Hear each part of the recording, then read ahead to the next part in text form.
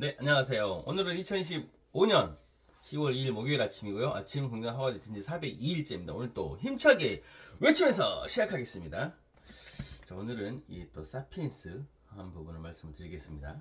이 과학이 발전한 거, 과학과 제국이 결혼한 이 부분에 대해서 이야기 드리고 있는데, 그렇다면 어째서 유럽인가? 왜 유럽에서 발전할 수밖에 없었나? 어떻게 해서 유럽은 세계 패권을 차지하게 됐나? 그 부분을 말씀을 드리겠습니다.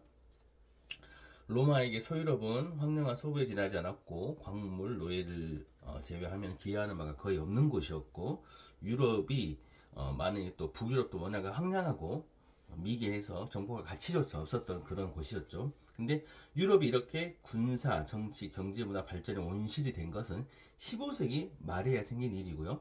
1500년에서 1750년 사이 서유럽이 이제 세를 넣고 외부 세계, 남미와 북미 두 대륙 대양을 의미하죠. 이 외부 세계의 주인이 되었습니다. 근데 이때까지도 심지어 유럽은 아시아 강대국들 상대가 되지 못했는데, 세계의 권력 중심이 유럽으로 이동한 것은 1750년에서 1850년 사이에 이르러서입니다.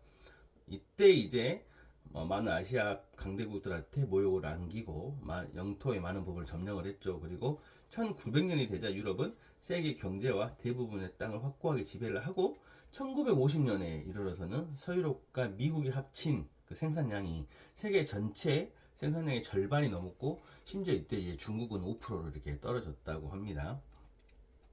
지금 우리가 말로는 우리가 유럽에 대해서 많이 이렇게 반유럽 정서를 드러내고 있을지도 모르겠지만, 지구상의 거의 모든 사람은 정치, 의학, 전쟁, 경제에 대해 유럽적 시각을 견지하며 유럽식으로 작곡된 곡에 유럽 언어로 된 가사가 붙은 음악을 듣는다.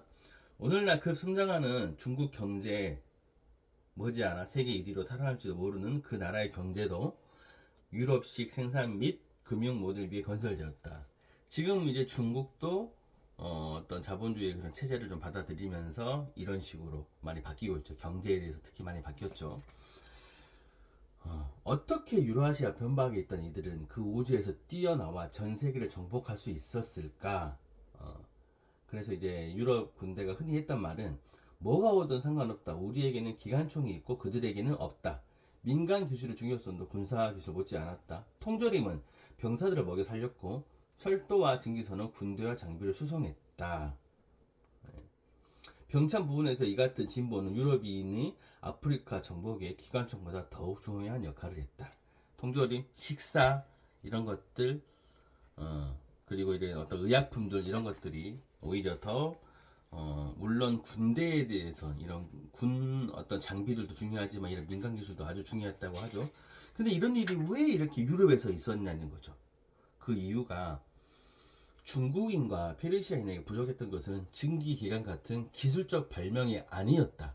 이들에게 부족한 것은 서구에서 여러 세기에 걸쳐 형성되고 성숙한 가치, 신화, 사법기구, 사회정치적 구조였다. 이런 것들은 빠르게 복사하거나 내면할 수 없었다. 프랑스와 미국이 재빨리 영국의 발자취를 뒤따랐던 것은 가장 중요한 신화와 사회 구조를 이미 영국과 공유하고 있었기 때문이었다.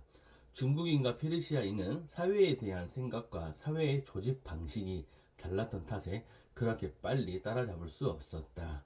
이 생각, 사회 조직의 방식의 차이 이런 것들이 유럽이 왜 이렇게 1700년 이후에 많은 성장을 했고 전 세계 패권을 차지했고, 그런 이유가 바로 이거에 있다고 합니다.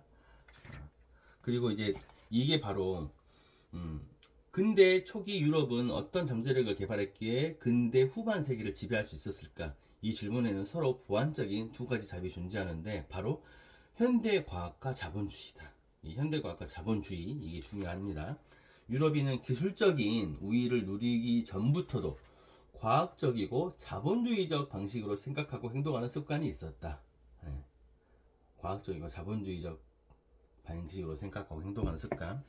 그래서 이런 것들이 우리가 증기기관이 없었고 다른 어떤 기술적인 차이보다는 이런 생각, 정말 생각이 중요하다라는 거, 이 부분이 오늘 이 부분을 좀 말씀을 드리겠습니다. 그래서 우리가 정말 생각이 정말 중요하죠.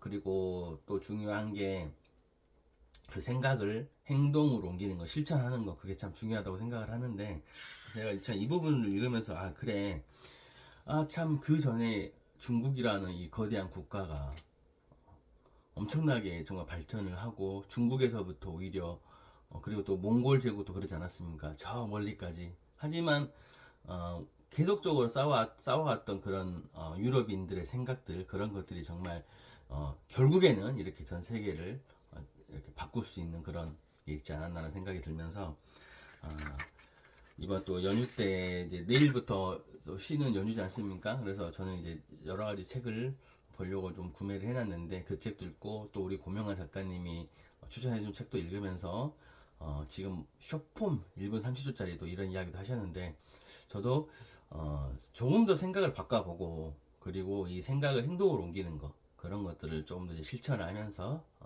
이번 연휴는 좀 아주 알차게 보낼 생각입니다. 여러분, 우리가 정말 생각이 중요합니다. 생각 중요하고, 더 중요한 건 이 생각을 행동에 실천에 옮기는 거, 그게 중요하다고 생각을 하고요. 예. 아무튼 이제 곧 시작되는 연휴 정말 즐겁게 보내시길 바라겠습니다.